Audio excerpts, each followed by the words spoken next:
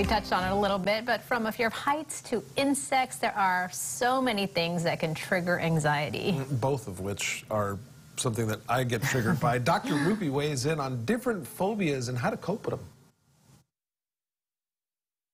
All about the fear factor and phobias, and even some unusual ones you might never have heard of. We're going to ask Dr. Rupy about that. Okay, phobias. I know there are a lot of common ones out there, maybe things like fear of heights, fear of climbing, claustrophobia. Are those some of the big ones?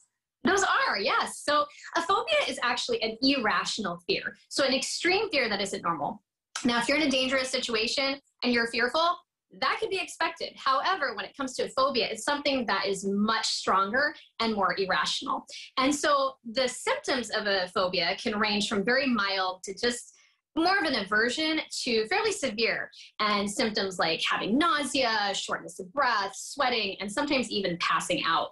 So some of the more common ones are what you mentioned. So mostly situational, environmental, and to animals. And so some of those situational phobias are things like agoraphobia, which is fear of crowded places, or social phobias, which are things like public speaking. Some of the more common ones that you mentioned are like fear of heights. That's called acrophobia, or being on a plane, which is called aerophobia. Now, some of the animal ones that are common, I'm sure you can guess, like you said, arachnophobia, those spiders. But some of the other animal ones are cynophobia, which is a fear of dogs, and even snakes is another common one. That's called ophidiophobia. And so some of these phobias can develop because of bad childhood experiences. Somebody may have been attacked or bit by a dog, or they had an extremely fearful event that has led to this phobia. And other times there is no real known cause, and you just might have a phobia. And it is really common. So at least 10% of the population has a significant phobia, but they are manageable. And so we can talk a little bit about that later.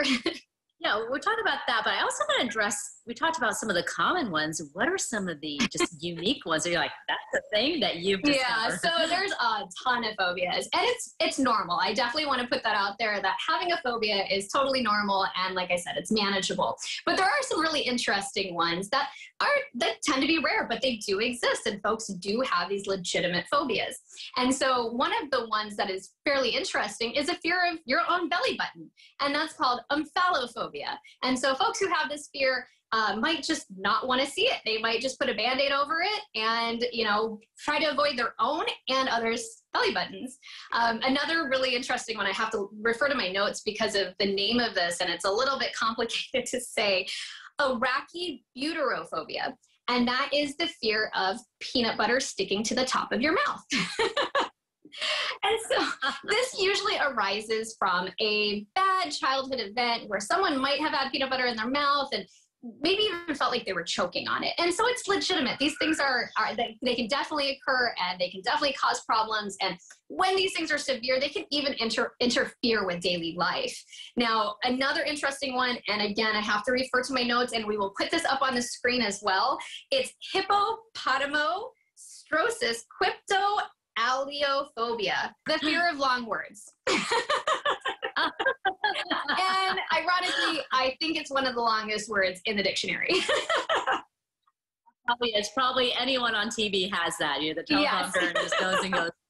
I didn't know I had that. Maybe I just discovered a phobia I have. All right. So the next question would be, how can you manage any type of phobia you might have? So when it comes to phobias, we talked about mild symptoms to severe symptoms. When it's something mild and you can just avoid the item altogether, that's great. That's the easiest way to manage, but oftentimes that's not possible. So some of the other options are exposure therapy or cognitive behavioral therapy with psychotherapy. And so I would always contact your behavioral health specialist, someone to review, how to manage these phobias with you. And they have really high success rates. Now, in the worst case scenario, folks might need medications to help, and that's usually when there's an interference with daily living. But again, these are things that are manageable. Speak to your behavioral health specialist if you do need help with a phobia.